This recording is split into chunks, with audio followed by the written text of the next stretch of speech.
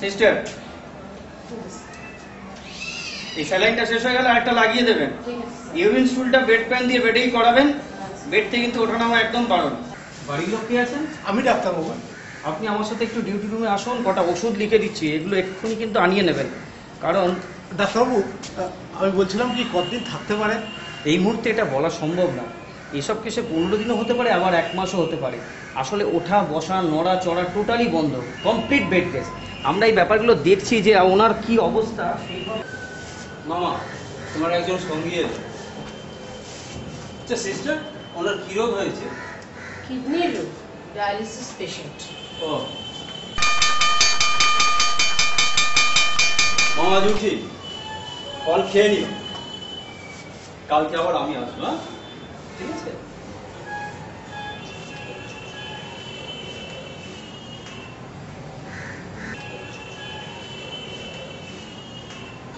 নমস্কার, আমার নাম মানব বসু।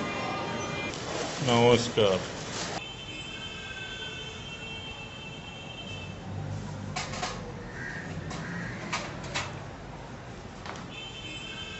আচ্ছা দাদা, আপনি এখানে কতদিন আছেন? তা 1 মাস হয়ে গেল বোধহয়। কি হয়েছিল আপনার? ফুসফুসে জল জমে গেছিল। আপনার মতো আমাকেও শুয়ে থাকতে হতো। গত সপ্তাহ থেকে উঠে বসার অনুমতি পেয়েছি। ডাক্তারবাবু বলেছেন বসে থাকলে তরল কিছুটা নিচে নেমে যেতে পারে। আসলে জীবনে প্রথম ভর্তি হলাম হসপিটালে, এভাবে শুয়ে থাকা কি করি। আপনার বাড়িতে কে কে আছেন? ছেলে, বৌমা, নাতি, নাতনি। মিসেস? নেই, অনেকদিন আগেই মায়া কাটিয়েছে। আপনার? কেউ নেই। ওই এক ভাগনা আছে, ওই দেখাশোনা করে।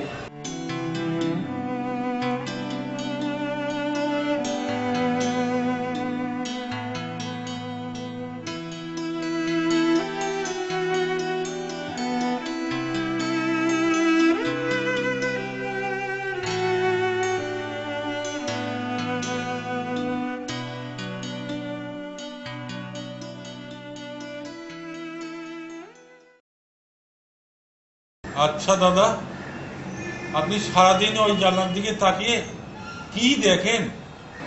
বাইরের জগৎটাকে দেখি। বাইরে যাওয়ার অনুমতি তো নেই, তাই এখানে বসেই দেখি। আপনি ভাগ্যবান, আপনার তো তাও উঠে বসে বাইরের জগৎটাকে দেখার একটু সুবিধা আছে। আমার তো উঠে বসারও ক্ষমতা নেই। আচ্ছা, বাইরেটা কিরকম? ভারী সুন্দর জায়গা।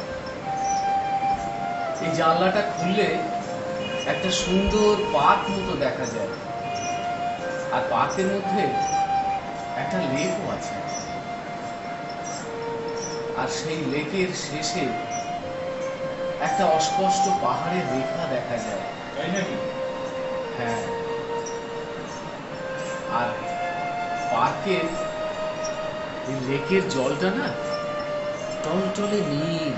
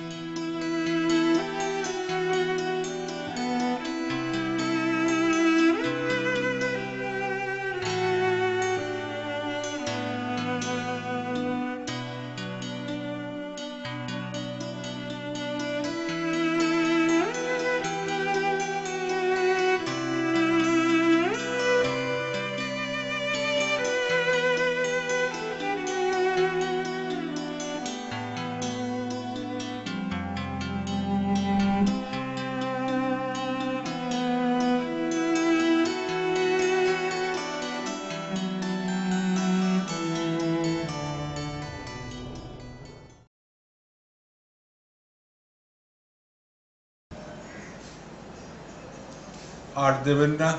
না, আজ থেকে আপনার নর্মাল ডায়েট। আপনি উঠে বসতে পারবেন, ইচ্ছা করলে হাঁটাচলাও করতে পারবেন।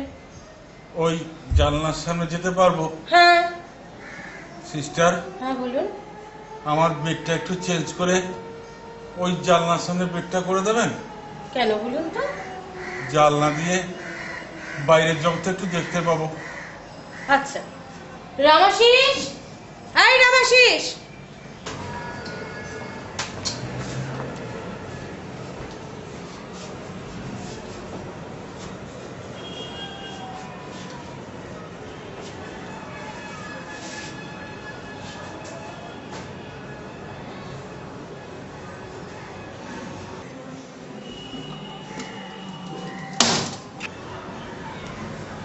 দেখি।